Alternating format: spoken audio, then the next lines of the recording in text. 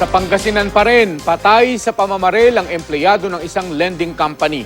Namatay naman ang isang negosyante matapos pagsasaksakin ng lalaking nakaalitan daw niya sa lamay.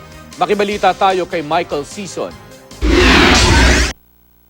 Sa gitna ng isang lamay sa Urdaneta City sa Pangasinan, pinagsasaksak ang negosyanteng si Carlos Alcantara.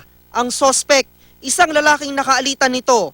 Base sa paunang investigasyon ng pulisya, nainis daw ang 24 anyos na sospek na si Andrew Marzan habang kumukuha ng upuan si Alcantara. Itong victim po ay allegedly nabatukan niya ng 2 beses itong suspect at hindi lamang po yun, napalo daw po niya ng monoblock na kung saan nairita itong pong suspect at talagang nagalit. Nagtamo ang biktima ng 8 saksak sa iba't ibang bahagi ng kanyang katawan. Dinala pa siya sa ospital pero kalaunay binawian siya ng buhay.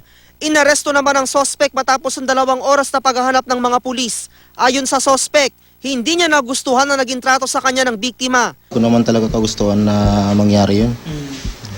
Kasi nanonood lang ako sa sugalan dun sa patayan. Okay. Tapos siyang nanggugulo. Tumanggi nang magbigay ng pahayag ang kaanak ng biktima. Ipinauubayan na lang daw nilang investigasyon sa pulisya. Mahaharap si Marzan sa reklamong murder. Bumibili ng soft drink sa tindahang ito sa bayan ng Bayambang ang 30 anyos sa Silonil, Manangan nang pagbabarilin siya ng mga salaring nakamotorsiklo. Empleyado raw ng isang lending company ang biktima. If you look into his livelihood at saka personal life niya, marami kaming tinitingnan since na involved din siya sa yung trabaho sa sideline niya, nagpapautang, facilitator siya sa nangungutang.